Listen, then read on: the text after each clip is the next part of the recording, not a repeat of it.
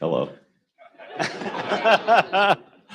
Well, welcome everybody. We are thrilled to have you all here. For those of you I haven't met, my name is Corey Klossman, and I am honored to be the president here at Southeast Technical College.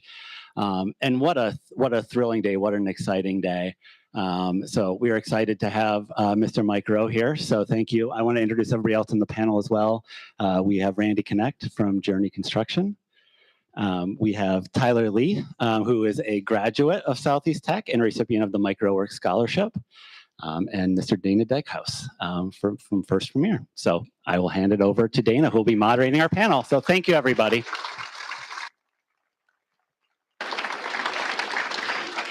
Well, thank you so much. We're here this morning to celebrate 10 years of Build Dakota Scholarship Program. When we complete this next class, almost 4,000 people, 4,000 will have graduated from one of our technical colleges and are working in South Dakota. It's just a tremendous record. $43.5 million has gone into scholarships so far with our Build Dakota Scholarship Program. It's just been a terrific program. And about 6-7 years ago, Mike Rowe was back to help us kick this off, celebrate it. Ever since then, he has provided Mike Rowe scholarships for young people. Tyler is one of those this morning we're going to hear from. And so it's been a great partnership, and we've certainly enjoyed that. We're going to keep this fairly casual. I have a few questions this morning. I'm sure there might be some questions from the audience. We'd be happy to do that. So be thinking up some questions as we go for any of us. But President Klossman, we'll start with you. Build Dakota has been around 10 years now. You're new to the school, but your first impression of how it's impacted the technical education in South Dakota. Yeah, it's interesting. One of the very first things that I heard, and one of the things that I've continuously heard, both from our faculty and staff and people in the community, is just about Build Dakota and how important Build Dakota is, and how critical it has been to the state and how much we want to continue to grow it.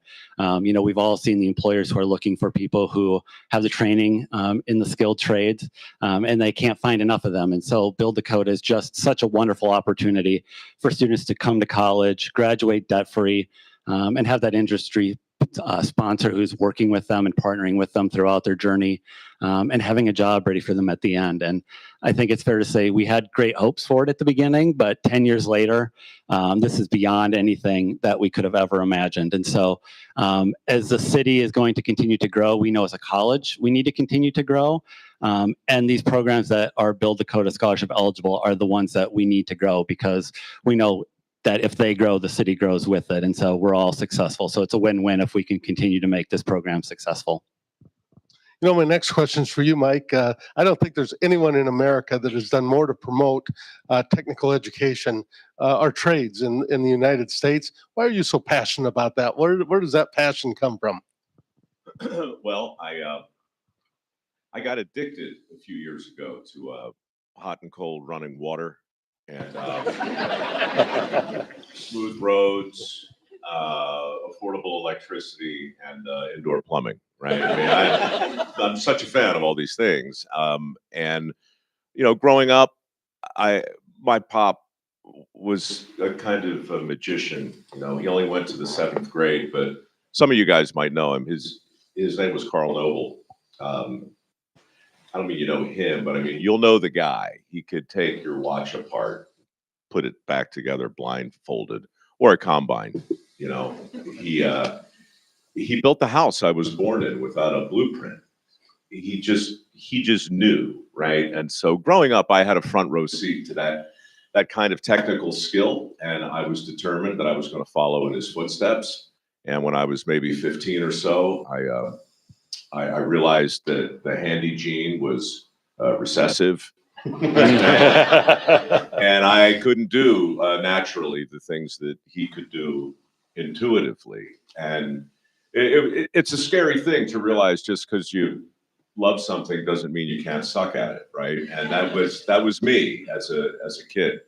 But years went by, and my pop told me maybe I could be a tradesman, but just to get a different toolbox, And it was such good advice because it ultimately put me on a different path. And then one day, years later, I promise this is an answer to your question, but my mom called me. I was, I think, maybe 42 years old, working at CBS in San Francisco. And my mother says, Her exact words were, your grandfather turned 90 today. And we were just thinking, your father and I, wouldn't it be great if before he died, he could turn on the TV and see you doing something that looked like work? Mothers. The next day, I took my cameraman into the sewers of San Francisco to host the show I was working on called Evening Magazine. And nothing went right. Nothing ever goes right when you're in the sewer if you're trying to make TV. But what happened was funny and real. And the guy I met down there turned out to be really smart and super fun to talk to. And we filmed that entire interaction.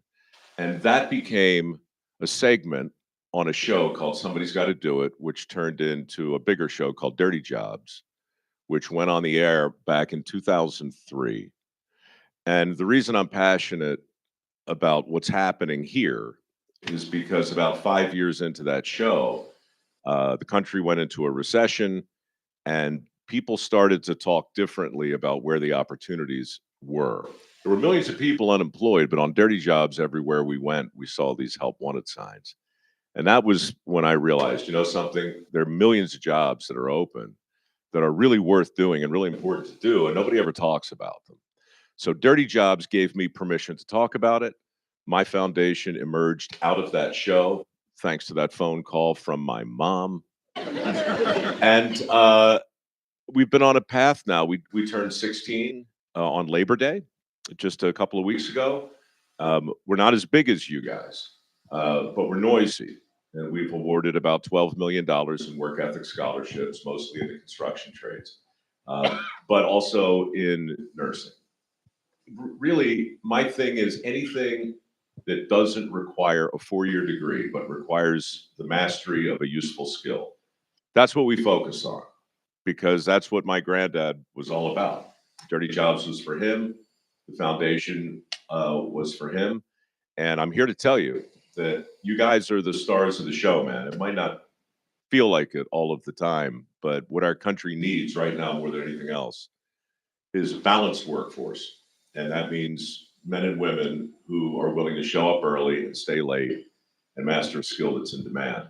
Build Dakota is the biggest initiative that mirrors my objectives in the country. And the United States of America has a lot to learn from what you guys are doing right here and right now. And my job is to tell that message as loudly and as persuasively as I can. Thank you, Mike. Sure.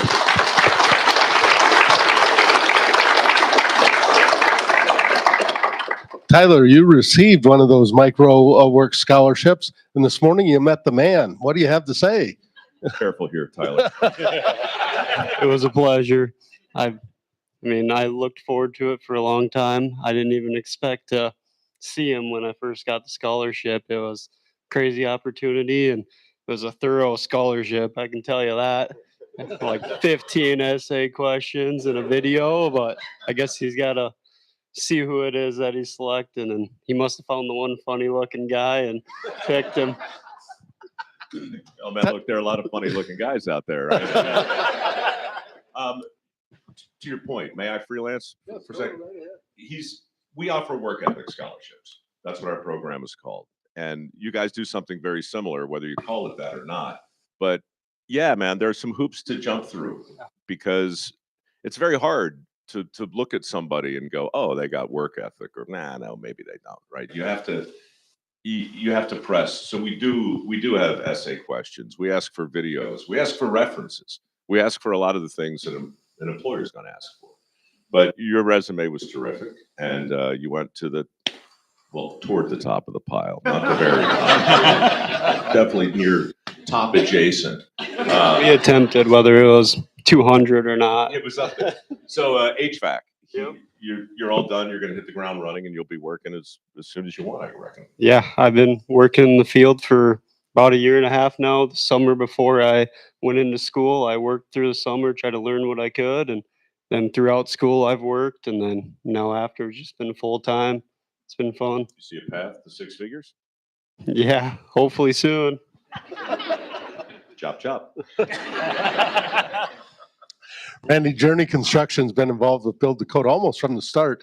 And from an employer's perspective, tell us a little bit about how you interact with our graduates, the young people that get Build Dakota, and your participation in it.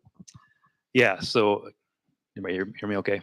So we did get involved from the very beginning, and at Journey we do both vertical building construction and horizontal bridge and paving as well. So we have about 450 employees, and recruiting is not the same as it was 30 years ago when I started in the business.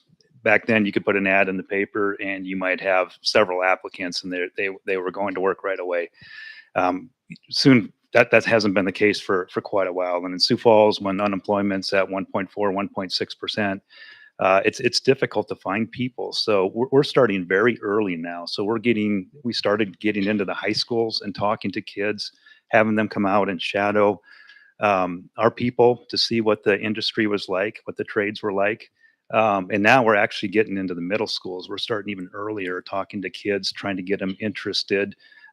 There's a lot of kids that don't realize that they have a path. And for a lot of them, some of the impediment is just the financial piece of it. So our goal is to get them interested and then connect with them and let them know that we will help them through the Build Dakota Scholarship to get the education. Most of them are working with us through the summers, through the year while they're going to school, and they're coming out debt free. How great is that? And able to work and make a good living. And a lot of these kids have continued with us. The retention that we've had of the kids who have gone through the Build Dakota program, or even just through Southeast Tech in general, has been incredible. And several of them have continued with us and worked into leadership positions. One of the grads is actually the leader of Journey Construction as president of Journey Construction, our largest division. And so the path to success is there for people to take advantage of. So, yeah. Randy, at signing day this year, when we had Build Dakota signing, young man from your company spoke about he was a bridge superintendent. You might want to mention a little about him. He was an impressive young man, and why it was an exciting day for him. Yeah, and he's another example of a kid that's just worked hard. He's got a real strong work ethic. Our bridge crews, they're hardworking folks, and right now they're working sun up to sundown because their season's limited. And he's just right from the beginning. He's excelled with us. He's a very engaging young man that had it figured out. You know, he had his plan how he was going to succeed, and he executed on the plan very well. What's his name? Are we allowed to say that? Yeah. Oh, you don't know his name? Yeah. Let's call him Steve. Yeah. Let's call him Steve. Yeah. Because this is kind of the point I think we're all talking about. This guy that you just described, you told me about him last night, right? He basically just bought his first house. Yeah. The day of the signing day, he said, "This is a special day for me. I get to speak here, and I just bought I'm closing on our first home today." So he's 22 years old. Yeah, 22 years old. Yeah. This guy, Steve, right? He needs to be on a billboard. He needs to be. We need examples. It's kind of why my application process is a hassle, because I have an agenda. It's not just to get him on a path to six figures quick.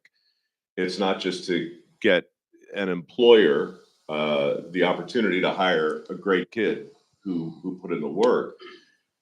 I want to circle back in a couple of years to talk to him, and I want to see how it's going, because it's going to be going great. And I can tell a story, I can make some noise, but in the end, if we want to move the needle, would you tell me, Randy, backstage, how many could you hire right now if they showed up ready to work? Yeah, I would say like one of the biggest impediments to additional work for us is workforce. If we could hire 25 to 50 more employees, we could put them to work. Right. So the question is really simple. What is persuasive? What is persuasive to you and you? Like when does your BS meter start to go, right, that guy's just saying stuff. He's just, I don't have an answer for that. But I do know that the older I get, the less persuasive I become, and the more important it is to talk to people who are doing it. You know, the 22-year-old who's settling on his first house. The kid I talked to a couple of weeks ago, who's 25, expecting his second kid, working in the oil fields up in North Dakota, and going home on the weekends down in Kansas City. No debt, 340 grand a year, working on heavy equipment out on the high plains, saving his money. It's hard. He's busting his butt.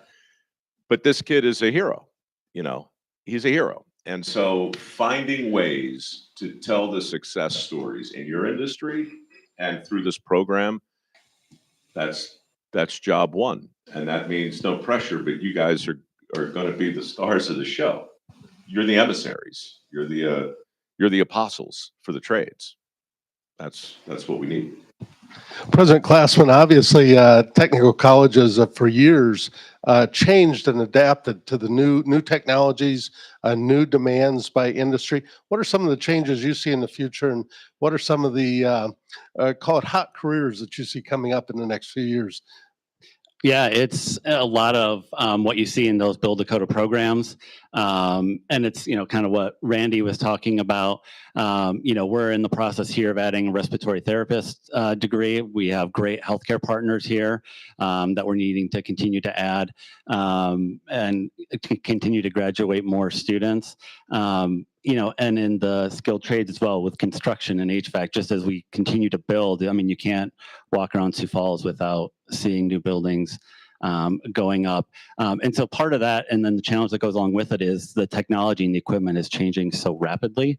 It's making sure that we are equipped to be able to train the students. That way, when you graduate, you know the equipment and you can hit the ground running when you're out there on day one. And so I think part of me, what keeps me up at night is I wonder what are the jobs that are going to be exploding here in the next couple of years that we don't even know of yet. Just as the economy continues to change and the world continues to change. And so part of our job is not only think about what do we need for today and for tomorrow, but what do we need for 5 and 10 years from now that we haven't even thought about yet. And that's really where I think the benefit of South Dakota really comes in handy, where everybody just works so well together. And I think the Build Dakota Scholarship is exemplary of that, where we saw something that we needed to tackle and we did it together. And so the relationships and the conversation that happens here so that we can identify those just is such a smooth process that we are able to address those as quickly as possible. And I think we need to adapt, and we will continue to adapt so we can add those as much as possible. Tyler, I want to come back to you. Your journey to where you're at today. How'd you decide to come to Southeast? What were the determining factors, and are you glad you did it? I'm very glad I did it. So, sorry, I come from a small family farm, so I chose HVAC because I like to be out in the elements. I don't like to sit behind a desk, sit at home. I like to always be going out and doing something. So I saw Southeast. I checked out a couple other schools. Southeast, I could go in there 1 year. I could work throughout school because I had some gen eds done already. That's one thing I'll recommend. Do dual credits. Saves you so much time. You can just be done by about 11:30, noon each day. Head out and whatever you're learning in school, go and apply it. So that's the main reason. It was 1 year, great faculty and staff around there. So they taught us well and go out and apply it in the field. Tyler, you talked about dual credit. You came to Southeast with some credits already under your belt, didn't you? Yes. I took just about every class I could online. I just had one credit I had to take while I was in class and did that one online as well. And then we were done. Mike, last night we talked about the work that you've done across the country to change attitudes about technical education, to help tell the story. Maybe share a little bit about what you were doing in the oil fields and how you're changing those attitudes. That was interesting. Well, I think the first thing, to your point and yours, we might not know what the opportunities are in 5 years or even 3. Like there's a whole list of stuff that we don't control and can't. But we do know that the qualities he just described are going to be in demand. We do know there's going to be a crazy need for curious people who aren't afraid to work hard and learn a skill that's in demand. We know that, and that's why you're here, and that's just important, I think, to keep saying over and over, because it's not going to go away. It's what's for sale. it's what we found in Oklahoma. I've been working for the last couple of years with the energy industry in Oklahoma because they've got a very similar challenge, right? I mean, welders in particular, but really any of the skilled trades. It's just critical for them to have a pipeline. And so what that state did was basically bring me in to just talk to people in the oil industry, not to make typical commercials, but just to try and understand the people of Oklahoma and how their medical system, for instance, is funded almost entirely by oil and natural gas, and their school system. And just to meet regular people where they were, diners, bars, restaurants, just driving around on the oil fields, whatever. But what we found was taking those conversations and just putting them out there, letting Mike get to know the people of Oklahoma in front of Oklahoma, did more to reinvigorate the trades within the energy industry than anything else. And I don't really have a great answer as to why that works, except to go back to this idea that people look, this is a PR challenge, right? And it's super noisy out there. There's marketing everywhere, there's advertising everywhere. Companies are working really hard to make a persuasive case for why you should join this one or that one and so forth. And it's overwhelming. I think, everybody of every age is just, it's like drinking from a fire hose. All the information that's out there and all of the appeals for your time and for your energy. And I think that to be persuasive, I would just go back to Dirty Jobs.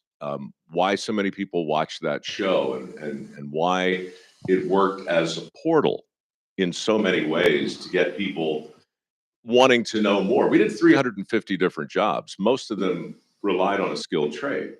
And just giving people a glimpse, showing them what it looked like, right? That's where it starts. That's why in the history of education, I can't think of a more boneheaded, ill-conceived decision than to take shop class out of high schools, right? Some of you probably aren't old enough to remember that, but back in the late 70s, there was wood shop, there was metal shop, there was auto shop, there's all these different trades were in high schools. And it didn't matter if that's not what you were into, you could at least look at it. You at least had to walk down the hallway and you could see it. You could see actual work being taught and accomplished in welding classes right there next to an English class, that doesn't really exist so much anymore in most of the country. And the unintended consequences of taking shop class out of high school is part of the problem today. I think we're looking at $1.7 trillion in student loans, 8 million open positions that don't require a 4-year degree. But in so many parts of the country, we're still telling kids that they're kind of screwed if they don't go in that particular path. So what you guys have done here is the answer to your question. You've created something. I just saw the simulation lab that was built here. A real helicopter landed, all right? It landed. Real people took out a very realistic looking accident victim and whisked them into a very realistic looking ER. And there was CPR and there were blood pressure machines and there was screaming and running around and there's blood flying through the air. Not real blood, but it looked real enough. It looked real, so I'm standing there and I'm looking at a vital skill being taught. And I can see it with my own eyes. And your community can now see this happening. It's kind of beautiful, because the same thing can be done with woodworking and HVAC and welding. These trades, you have to show the community the business of people mastering them because it's heroic and it gives people permission to talk more broadly about all of this. And again, I know I'm a broken record on it, but the reason I'm here is because I've worked in every state half a dozen times on more jobs than I can remember. And over the last 16 years, I've talked to hundreds of people, well-intended people who are trying to move the needle in their community around this issue. And I'm telling you, nobody is doing it like Build Dakota. I've not seen the public-private partnership better implemented. I've not seen a better example of elevating the trades and skill. I just find it, I'm imagining a map of the country in my mind's eye, and I'm looking for the place that's crushing it. And it's here. It's this state. And, you know, you better be proud of that because it matters. Thank you, Mike.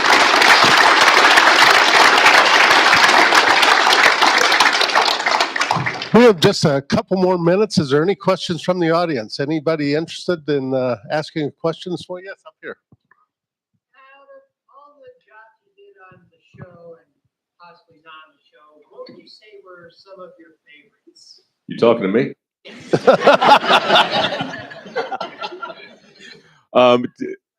Yeah. So there were 350 jobs. Favorite is not a word that's often used, you know, when people ask me. But I know what you mean, because I'll never forget any of them. They all left an impression. To be honest, you know, it's very difficult to compare and contrast the business of I don't know, golf ball retrieval expert, these entrepreneurs, these guys who dive in these alligator infested ponds down in South Florida and sell recycled golf balls. It's just Florida, but those kids make $1 million a year selling golf balls that rich guys shanked into the water hazard. You know, I mean, that's kind of brilliant. And I'll never forget those guys. John Paul St. John was his name. But how do you think about that guy when 2 days later you're in a septic tank in Wisconsin with Les Swanson from Wisconsin? His name rhymes. It's awesome. That guy was one of the happiest people I ever met. He drove around in his honey wagon in Madison cleaning out septic tanks. And when we were in the pumping chamber, like up to our nipples in unspeakable filth, about 115 degrees, knocking cholesterol off the wall with shovels, I turn to him and I say, "Hey man, what happened to you?" And he says, "What do you mean?" I'm like, "Well, I mean, look at you. You're 55 years old. You're just sweating to the point where I think you're about to pass out, and you seem to be having a pretty good time. What did you do before this?" And he said, "Well, to be honest, I was a guidance counselor for a while, and then I was a psychologist. I had a small practice." And I said, "Well, what happened? Why would you leave such an esteemed, you know, profession?" And right there on TV, without missing a beat, standing there in all that filth, he looked at me and said, "Because I got tired of dealing with other people's shit."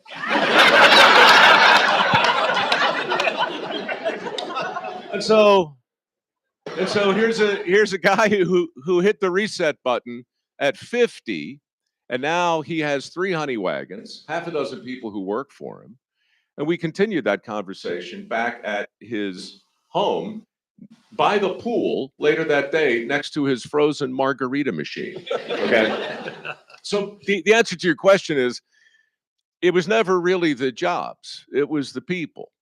It was always the people. You find a guy called John Paul St. John in South Florida who's making $1 million a year recycling golf balls, and then 2 days later, you're drinking a frozen margarita with a former guidance counselor who's happier than he's ever been cleaning up after people. It's their work ethic, it's their entrepreneurial bent, it's their attitude, it's all of it, man. That's what I'll always take from the show. It should have been called Dirty People in hindsight. Well, Randy, Tyler, Mike, and Dr. Glossman, thank you very much. And to everyone that's here, everyone that's participated, we're celebrating a great 10 years. We're hitting all the technical colleges today, so we have to get out of here in a hurry and head to the airport and head to Watertown. So, but thank you and congratulations for what you're doing.